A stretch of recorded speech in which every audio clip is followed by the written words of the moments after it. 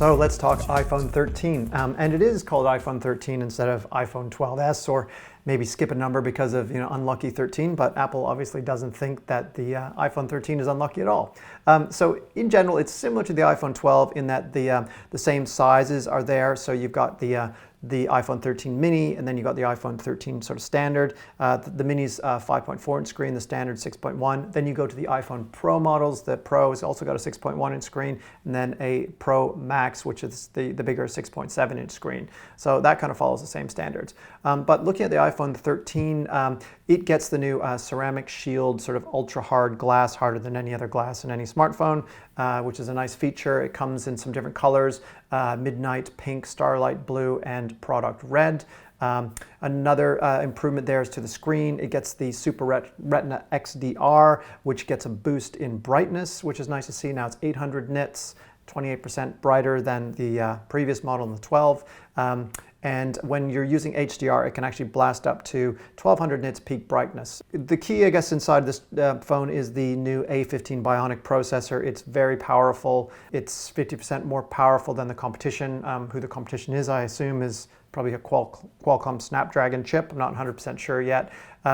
It's got a 6-core CPU, 4-core GPU on the standard iPhone 13, but if you move to the Pro, you get another core, so you get a 5-core GPU, so slightly more powerful. I guess the real standout things are that the camera has improved. Apple is saying that this is its most advanced dual camera system in a smartphone.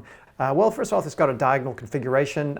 The reason why they placed the two camera lenses in a diagonal shape was because they took the wide camera, the very good wide camera from the iPhone 12 Pro Max, which is quite big, and they somehow crammed it into this new camera setup, and they need to kind of position it in a diagonal to be able to bring this very high quality camera from the 12 into this one. So the 13 gets the benefit of having a much better wide camera with things like it's got a larger sensor, meaning it can let more light in, better for night mode. All the actual cameras support night mode now, and there's optical image stabilization in this camera as well. So great for capturing dark shots, and it can even capture stars when you're doing night photos. The ultra wide 2 has a faster sensor, meaning better noise reduction, and it can do some good separations between foreground and background with that sort of better noise reduction too. There's another cool feature called Photo Styles. Now this is basically styles or views or looks, I guess, that you can apply to your photos or all of your photos in a series. Now this is different than filters, because filters kind of apply the same effect across the whole photo, but what Photo Styles does is it's more of like if you were a professional photographer, you take a shot and then you would adjust things within that photo. So Photo Styles are these pre-configured styles that do things like change the backgrounds and change the contrast look, but say leave the skin tone exactly as it normally is. In terms of video, you'll be able to capture, record video in Dolby Vision up to 60 frames a second, which is really, really great and powerful. Other really cool things, one that is kind of hard to describe but is very interesting is the new cinema mode. So what that does is when you're recording video, a lot of say movies have this wonderful effect where the background is all in soft focus and the foreground is in focus, or someone's face is, and then it shifts the focus to somebody in the background and the foreground gets out of focus. It's called focus pulling or rack focus. So now it's using the phone's bionic chip and the AI and neural processing to be able to create this effect for you. So when you are videoing a scene and with a couple of people in it, it will put a kind of a yellow square around who's in focus. And if that person turns away, it will then focus on the other person in the scene until that person turns back, and then it focuses back on them. It's really clever, so it kind of does this for you automatically. But you can take control over it as well, and you can tap on it, something that you want to have focused on. But the other thing to add to that is it's actually tracking whatever you tap on. So that thing moves, it will still track that object until you decide you want it to do something else. So this new cinematic mode is really interesting, and it really leverages the new processing power of the iPhone 13, and it's going to be one of the kind of its selling points, I suppose, if that sort of thing is interesting for you. So that's another great mode where you can kind of have this real movie-like effect for your own memories. In addition to that, we're seeing an improvement to battery life, which is a great thing.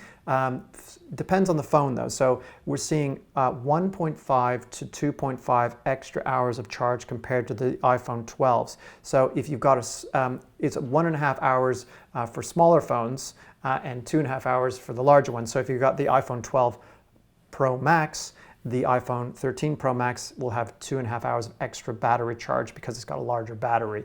In the US, the phones start at $699, $799, and they all start at 128 gig capacity. The Australian prices I'll put on screen as soon as I get them. And the max memory capacity for the iPhone 13 is 512 gigabytes.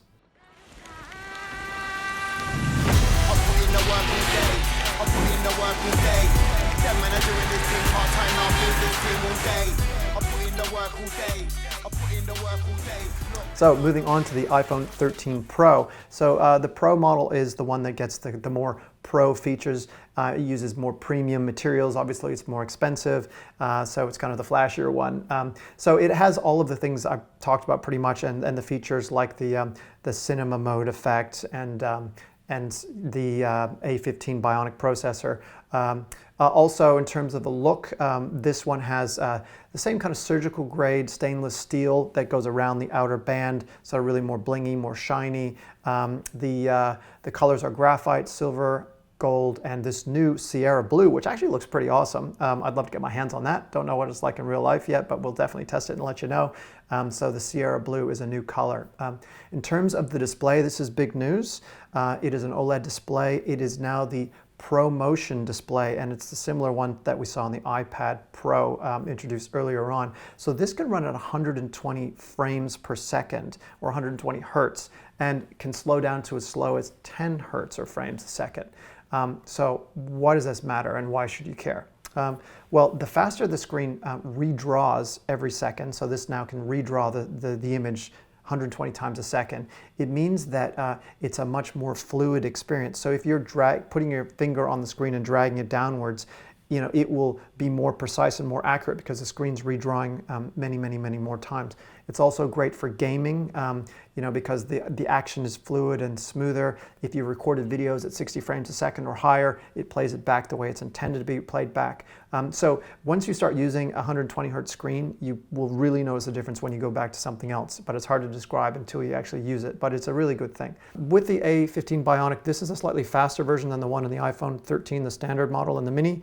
It gets an extra core, an extra GPU core. So Apple's saying it is the fastest graphics that they've ever made in a smartphone. And when we start doing some comparative testings, we'll probably find out that it is very quick and probably much faster than the competition today. So anyway, that's a big plus. In terms of the camera, there's definitely some improvements there. Night mode portrait is on the wide camera now. And you know, that's the one that uses the LiDAR to focus in dark settings, not infrared, and basically figure out how to create that background bokeh to cut the front and the front of the scene from the back of the scene. The telephoto lens, this is now a 3x optical and 6x digital zoom.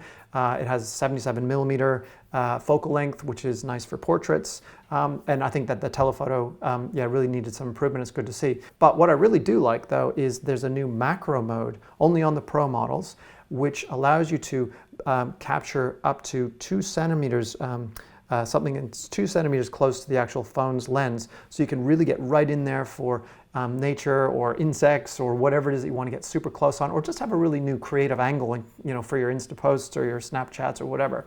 Now, in addition, the cinematic mode is obviously present on here. I'm told that it's exactly the same cinematic mode as in the iPhone 13s versus the Pros, even though the Pros have better cameras, and that's because the LiDAR sensor isn't actually used. So you get that movie-like sort of experience where focus is being pulled from the foreground to the background on the 13 Pro as well. So great for capturing movies.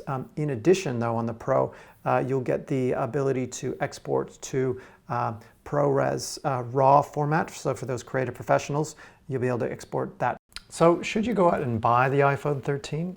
Well, I guess if you really want these great creative effects. I mean, if you think you're somebody that could make use of this new cinema mode, or you really want to take macro photography or better low light photography, then it's a definite must. If battery life is really important to you, and maybe you have the iPhone 12 and you're not happy with that and you want to get a longer battery life, I'd go for the iPhone 13 Pro Max, which is the longest battery life that Apple's ever made in an iPhone. But otherwise, look, I think if you've got the 12, you might not really notice that much difference. Like this is the 12 Pro Max here, it's got a similar look. You probably wouldn't notice a huge difference unless you were looking for those features. Look, if you've got an iPhone that's older than that, like for example the iPhone 10, I mean it doesn't have 5G. This has definitely got 5G and a lot of different flavors of 5G depending on where you are in the world. Then it's an absolutely great step up, and you don't have to jump straight into the Pro range either. You can kind of stick with the standard or the mini and get a sort of more affordable price point. But overall, look, I think this is more of like an iPhone 12s. There are some really innovative, really great features here, but it's the usual, more powerful, add cool new things, keep the design fairly similar, and I think there'll be a much sort of bigger, more sort of I guess revolutionary jump maybe with the iPhone 14 rather than this one. So it's kind of, in my mind, a little bit of an intermediary step up, a good step up, but not necessarily something that'll blow your mind if you're already on a very modern phone. But if you've got an old device, I think you'll be absolutely happy with this. It's incredibly powerful, very smart, great looking creative content coming from this device, Apple ecosystem. So yeah, it's a really sound choice. But if money is your primary concern, there are other alternatives out there outside of the Apple camp that can give you a lot of features and functionality, just not as cutting edge.